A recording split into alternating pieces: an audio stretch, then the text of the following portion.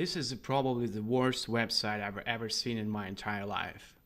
It hurts your eyes from the first glance, and I'm sure you are not enjoying this one as well. And today we're going to talk about basics of web design and how not to build yourself such a masterpiece of the website. Hello, wonderful people, and thank you for joining this webinar. I'm Vladimir, Customer Care Manager at NING, and the point of this webinar is to introduce you to the basics of the web design. Don't worry, we're not going to get technical here, and we will discuss only generally accepted standards for building professional looking websites. We have scheduled around 30 minutes for this webinar, and our designers team kind of helped me to prepare materials. It is not meant to be a comprehensive study, just a very brief introduction. And any questions you have regarding the web design, you could leave here and we will answer them after the webinar. Please don't forget to mention your contact email name in the feedback form. There are also links to different resources that I will be mentioning during this webinar. You'll find there more in-depth information on the subject. Everything in the description of this video.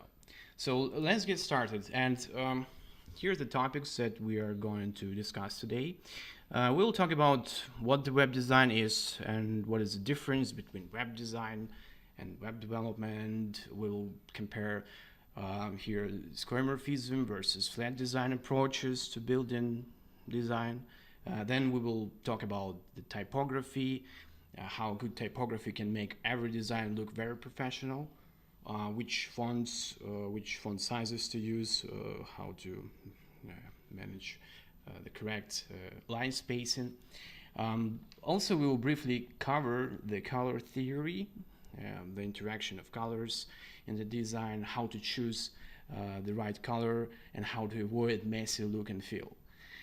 And finally, we will talk about spacing and layout and how to use the whitespace to create clean and simple design.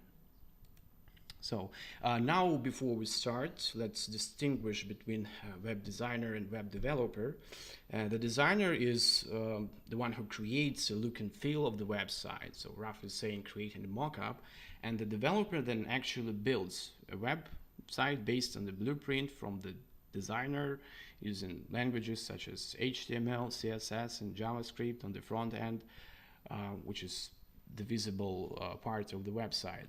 So the term web design could be roughly defined as a designing process of the client-side design that encompasses different aspects of the website look and feel, such as which fonts to use, which font sizes to use, font styles, how to use colors, which colors to use, how to position elements on the screen to make them intuitively understandable and provide user with a great user experience. And then the developer implements this. So you can consider NING platform tools as a developer who implements the design. And even though NING as a platform incorporates best design practices that helps to avoid creating amateur looking web pages, there are certain rules and things you could follow and you can implement in order to make your network to be more user-friendly and look more professionally. So we'll discuss some of these rules during the webinar. And since this is a very broad topic and we are covering the basics of the basics, and while omitting a lot of things, a lot of important things, and if you feel interested to learn more about this craft, I encourage you to go to the internet. There are lots of information, and we might also do a more in-depth overview of this topic in the future. And just let us know what you think about this in the comments. Just a few words about some terminology. So about the Skeuomorphism and the flat design approaches to building a web design. So we're not going to dive into much specifics here. And Skeuomorphism, when applied to web design, is the idea of portraying physical objects of the real world on the screen. When something is referred as skeuomorphic, it usually means that it was designed to resemble a real-life object. Main advantages of skeuomorphic approach, it helps to user to understand the purpose of the application almost immediately, since it resembles a real-life object. Skeuomorphism can put a coat of some perceived polish on nearly anything, and new users may be attracted to the design simply because of the way it looks. As for the disadvantages, skeuomorphism can often be seen as gaudy and tacky and flashy. It also can present confusion by featuring items that may not function exactly like their real-life counterparts. And skeuomorphism design will be getting dated as style and trends change. Where flat design is a minimalistic design approach that focuses on the clean lines, bright colors, flat or two-dimensional illustration techniques. It's type of the minimalistic design that emphasizes the usability. And 5 main advantages of the flat design: it's simple, it's clean, it's colorful, modern, it's trendy. And flat design keeps everything neat and classy and helps you to focus on the content rather than being distracted by the shiny stuff. So flat design could potentially confuse users if you use colors and contrast not carefully considered. For example, when buttons or call to actions stand near to the other minimally styled elements while having the same look, so it will be hard to distinguish them. Flat design is a big and relatively new design trend popularized by Microsoft and Apple, and the majority of web designers and users find flat design approach more convenient. And flat design requires less images, and those images they tend to be considerably smaller because they contain less data. And consequently, it results in the faster sites, since there are fewer server requests and smaller downloads.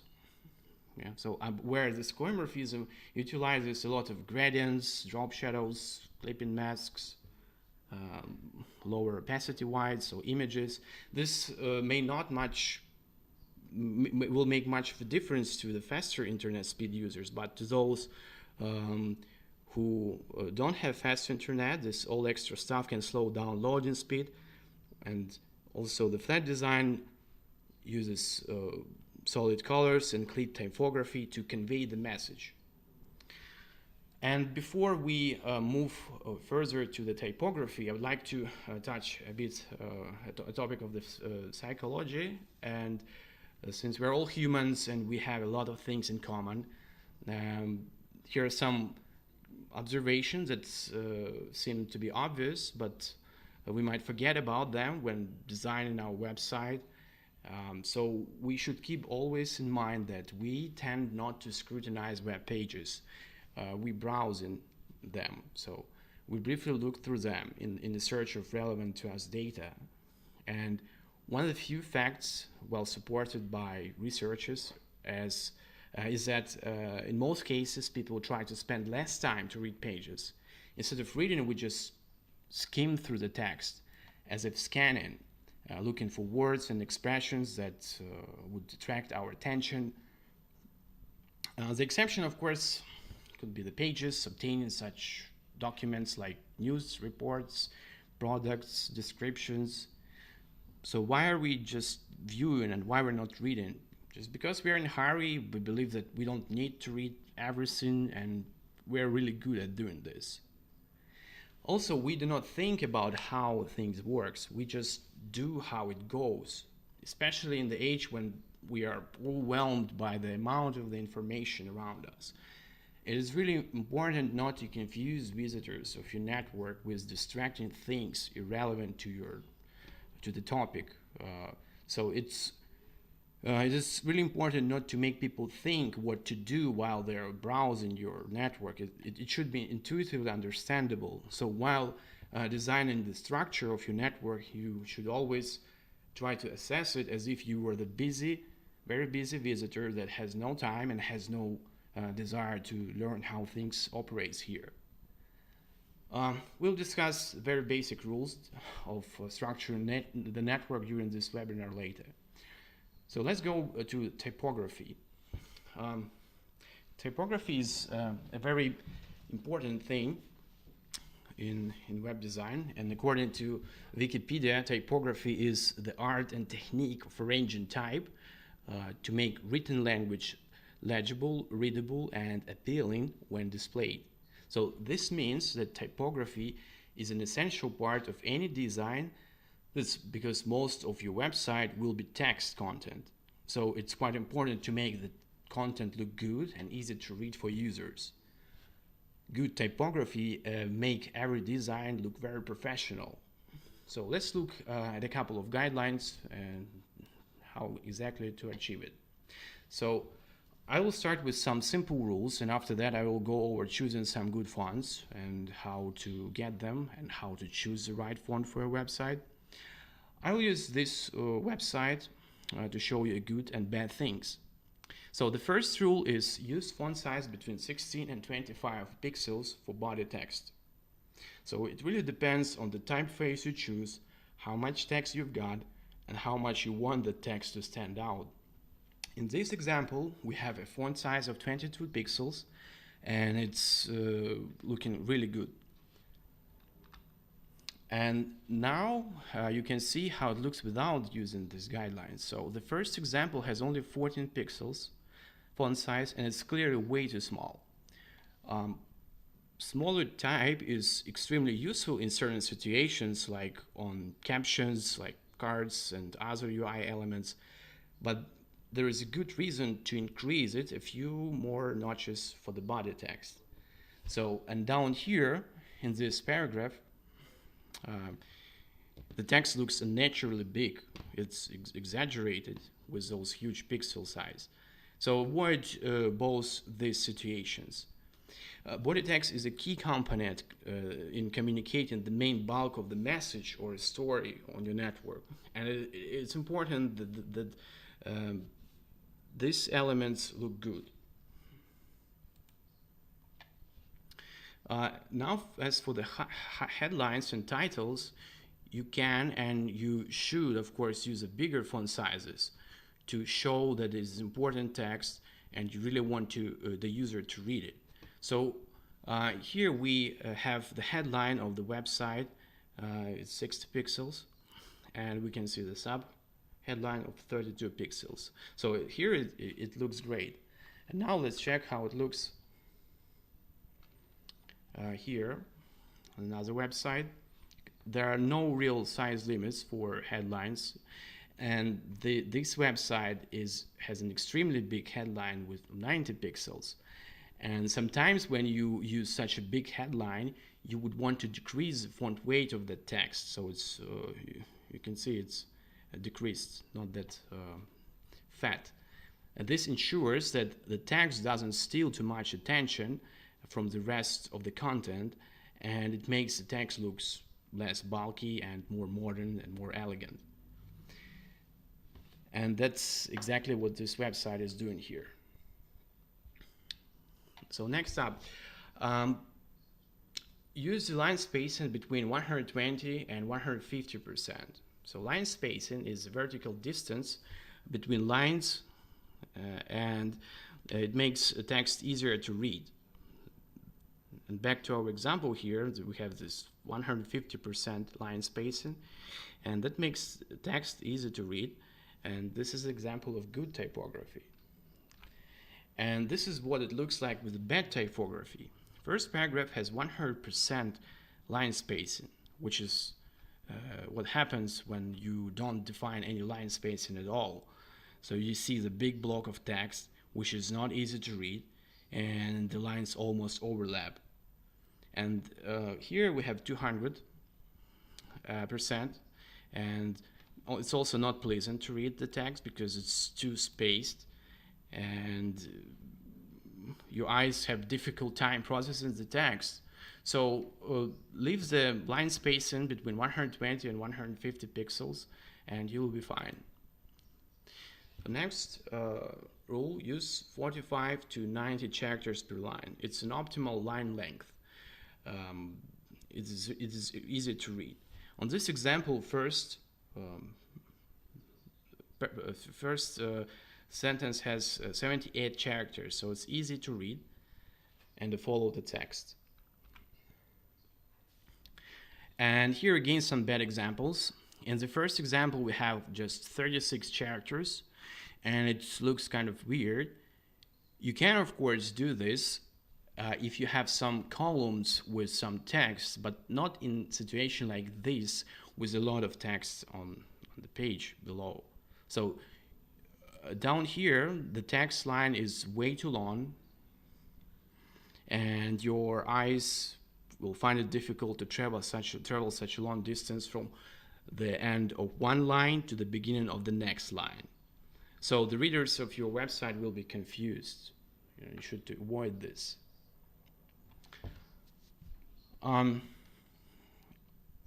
Let's talk about fonts. So one of the most important things is probably to choose a good looking font.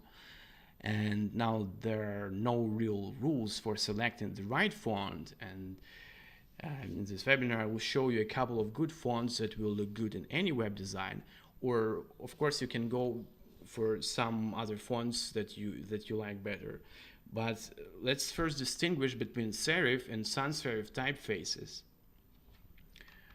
Sans serif typefaces they're more neutral looking and more clean and simple.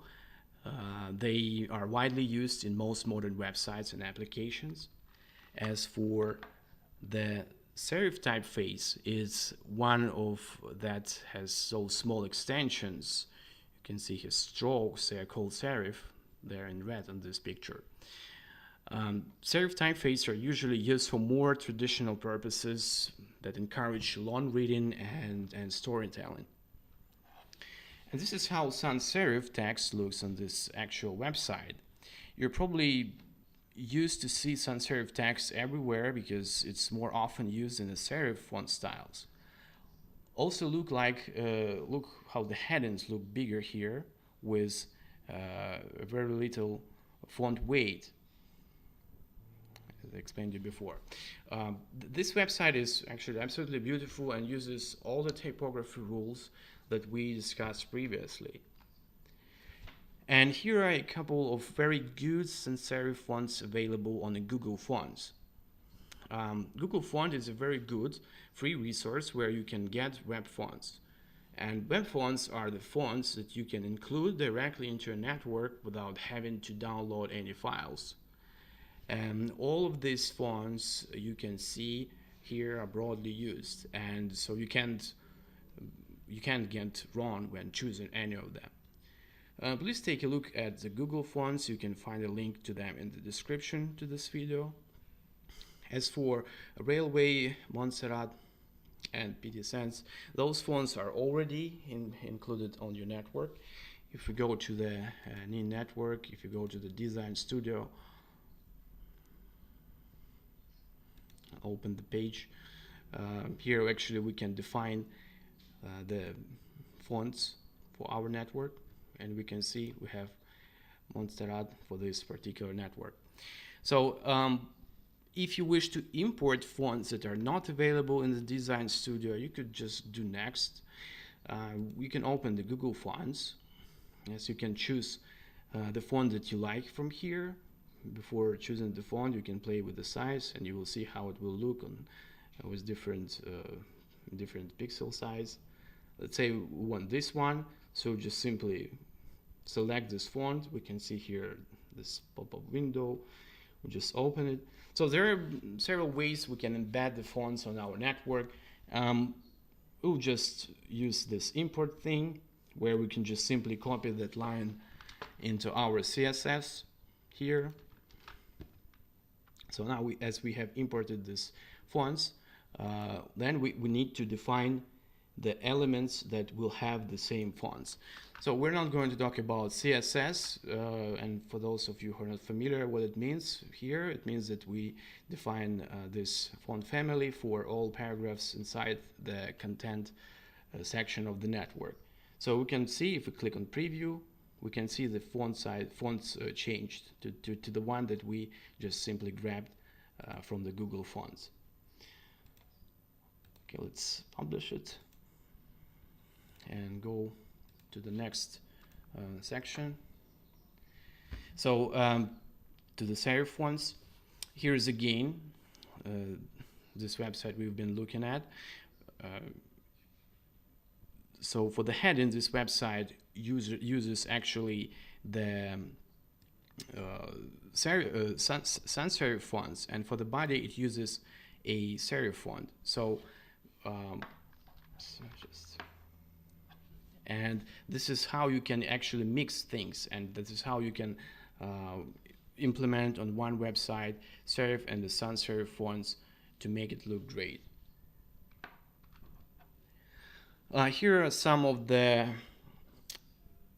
beautiful serif typefaces, also from Google Fonts, and I encourage you to use this if you have a lot of text to show, like a blog website that should have a more traditional look. And so basically, how you actually choose a typeface, how you choose the font.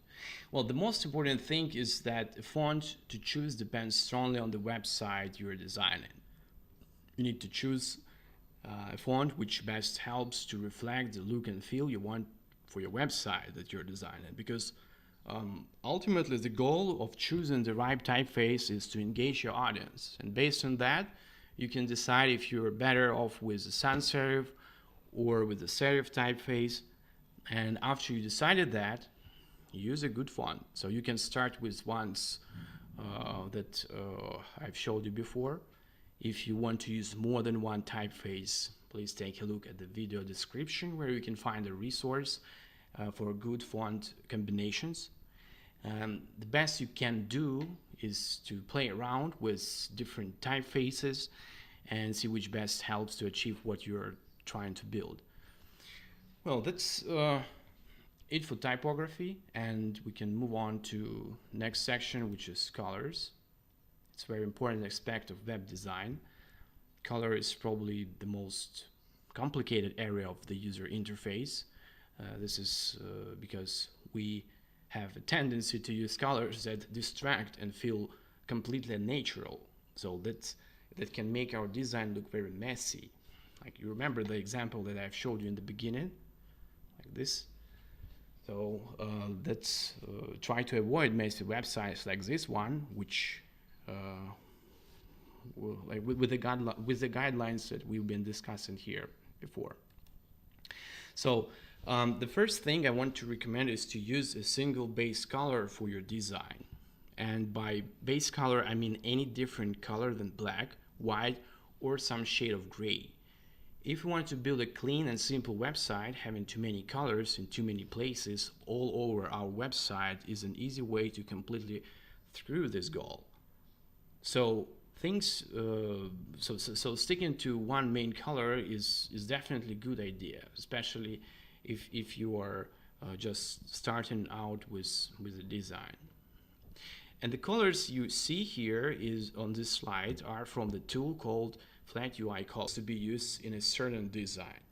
So you can use the tool called 0 to 255.com to create darker and the lighter shades of different colors. Like here you can see the light blue tones and darker blue tones. So you can find the link to this tool again in the description. It is recommended to create a color palette like this one for your design, like I mentioned before. And the gray and black tones, as you can see here in this palette, are not considered base colors, but we many times need them, for example, for the text or for the background colors.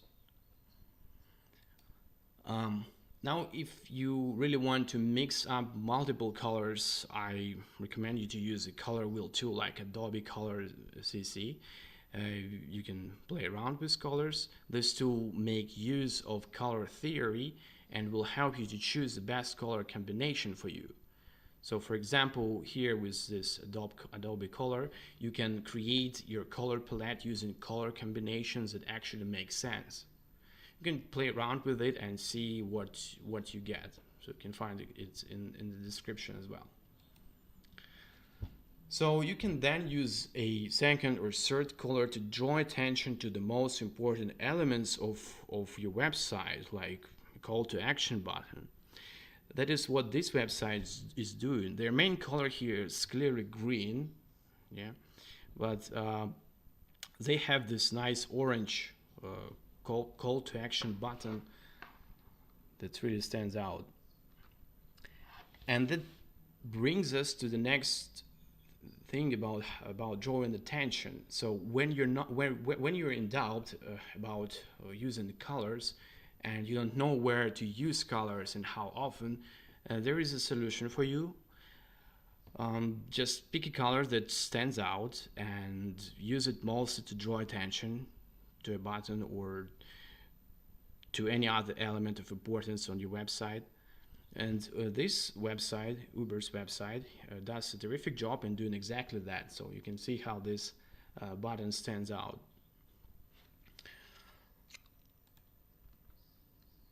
And last but not the least, I want to say a few words on which color you should actually choose for a design. So that's because picking a color for a website means much more than picking a favorite color and turning it into a design. So it means picking the right color in order to get the desired response from your audience. Because colors really makes difference. It happens because there are psychological effects behind each color. So let's see what feelings each color can evoke and how you can use this knowledge. Red is a great color that transmits power, passion, strength, and excitement, where brighter tones are more energetic and the darker tones are more powerful and elegant. Orange, it draws attention without being as overpowering as the red. It means cheerfulness, it means creativity. Orange can be associated with friendliness, with confidence, with courage. Now yellow. Yellow is energetic. It gives the feeling of happiness and loveliness. Also, it associates with curiosity, intelligence, brightness. Green is the color of harmony, nature, life, and health. Also, it is often associated with money. In the design, green can have a balancing and harmonizing effect. Blue means patience, peace, trustworthiness, and stability. It is one of the most beloved colors, especially by men. It is associated with professionalism, trust, honor, and that's actually why the biggest social network out there uses exactly this color. Purple is traditionally associated with power, nobility, and wealth. In your design, purple can give a sense of wisdom, sense of royalty, nobility, luxury, mystery. And pink expresses romance, care, peace, affection. And finally, the brown color is the color of relaxation, confidence. Brown itself means earthiness, nature, durability, comfort, reliability. And it's all for the color section. There are some links related to the color theory in the description of this video as well. And let's move on to the last section for today. Another important aspect of visual design. It's spacing and layout, and how to design the layout using the white space. So every piece of good design uses white space. Well, in fact, if you want to make a website look designed, you will need a lot of white space in the correct places on your network. So what is white space basically? So the white space is just the space where there isn't any stuff. So white space absolutely is a key to create a clean and simple look and feel. So this website uses white space quite well. Look at the space between the icon and the text, the space between sections, the space between section headings and its content, the space between paragraphs. So this makes this website look clean and inviting, all because it uses white space in a well executed manner. And this is the same website without white space, and you can see here's a big difference. There is literally no room to breathe here, so everything looks bulky and everything looks unthoughtful. So it's definitely not what we want.